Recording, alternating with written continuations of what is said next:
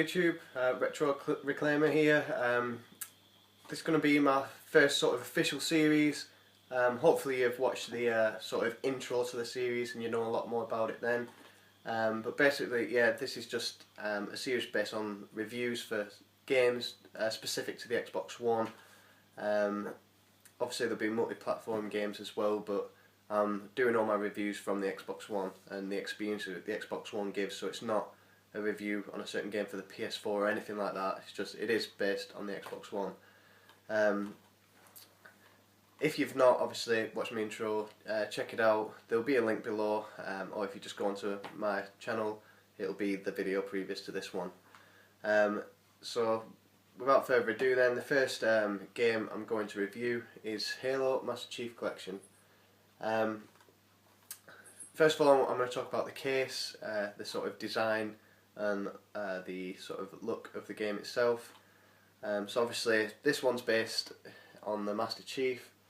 For those of you who don't know Halo, it's basically one of the biggest games there is that everyone knows about, especially when it comes to the Xbox. So I'm sure the majority of you, if you're watching this, you know what it is.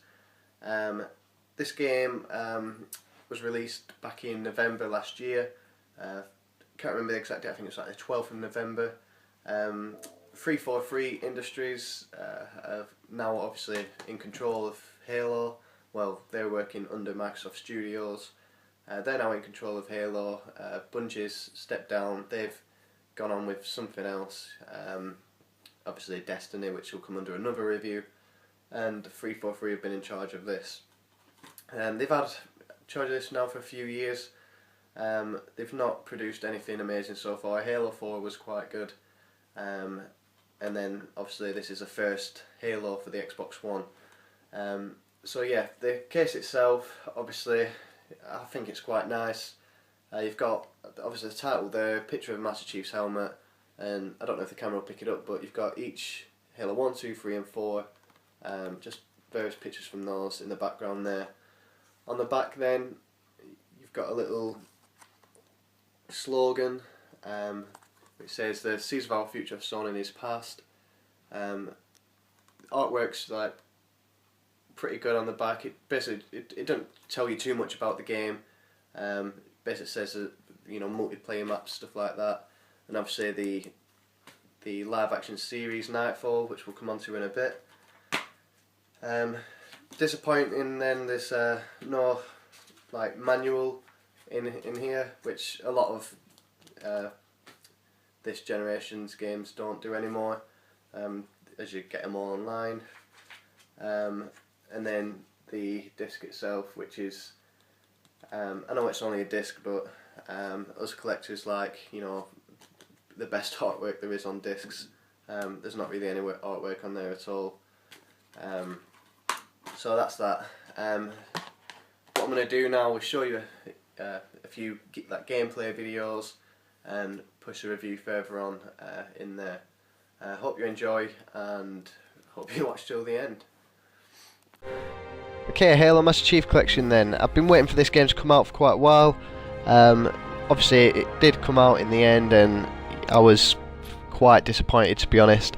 I'm a massive fan of Halo. I've played all of them right from Halo Combat Evolved when it first came out on the original Xbox, and I've played pretty much every Halo, or not pretty much, but I literally have played every Halo in between.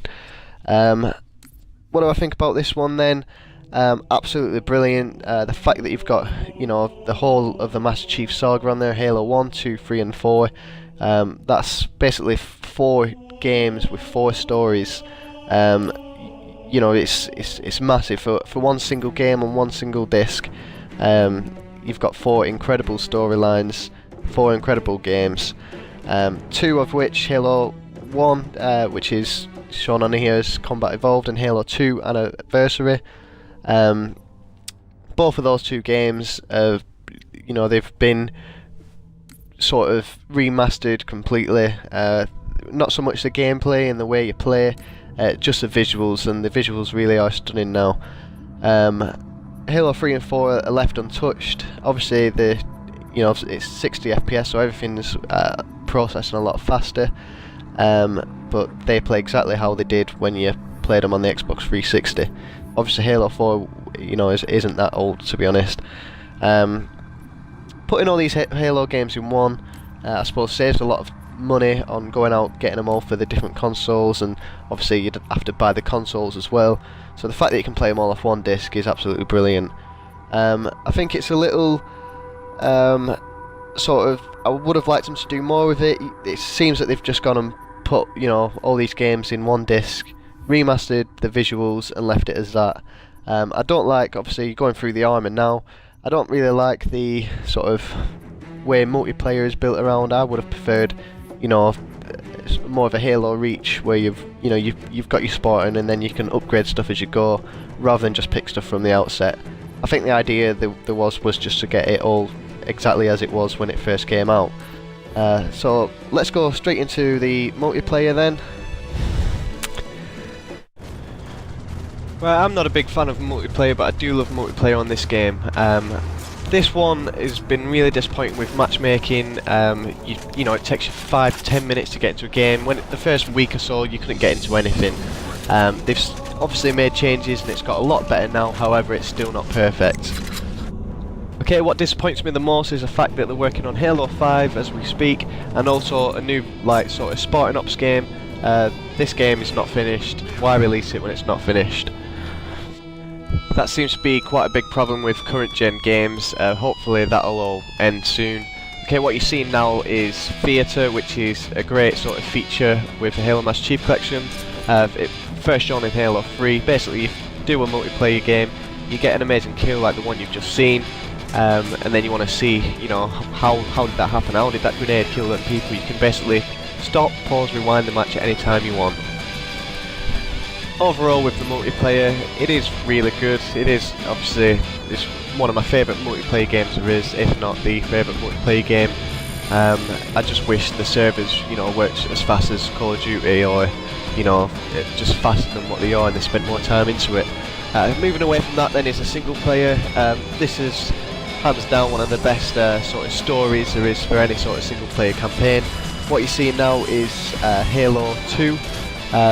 This is obviously, there's a button at any point of the game you can switch from the remastered version, what you're seeing now, to the original graphics version.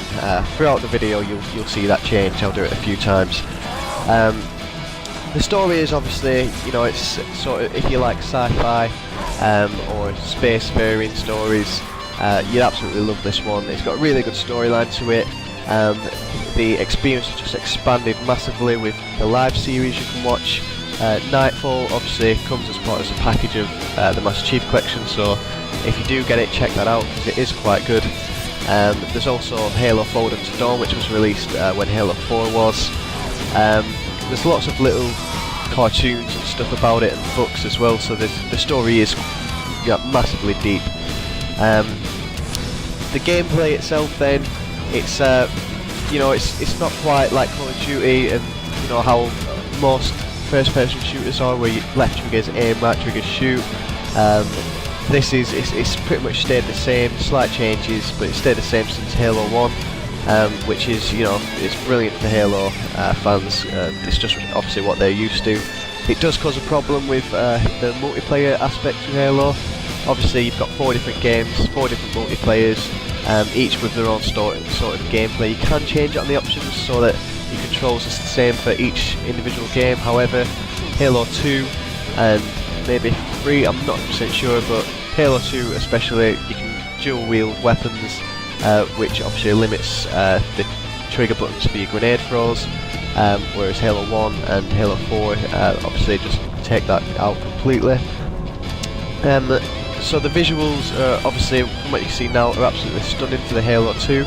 Halo 3 and 4 aren't too bad neither.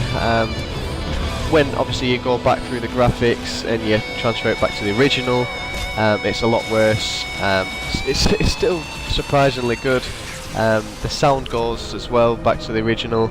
But yeah, they've done a really good job of remastering it, and it's, you know, it's up there with the best graphics I've seen. Overall then, you've got four brilliant campaigns. or that follow on from each other. If you've not played the campaigns on the original games when they were first released, then you've got a lot to look forward to. The sequel then is obviously Halo 5's coming out. I think, you know, for generations now there'll be sequels for this game released. So if obviously I'd like to see another one. As soon as Halo 5 comes out, I'll get that as well. Hopefully there's been a lot of improvement to that and you can actually get on matchmaking from the offset. Rating I'll give this game then is an 8 out of 10.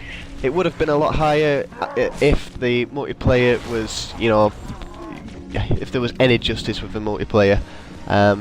They've just not put enough time into it. Maybe it is just a service that didn't expect it, but you know, it's been released now for 2 months and the problems are still there. So 8 out of 10 for Halo Master Chief Collection. Hope you enjoyed the review.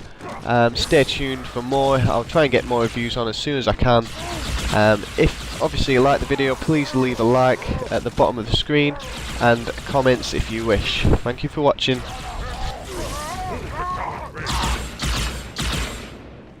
Are you blind?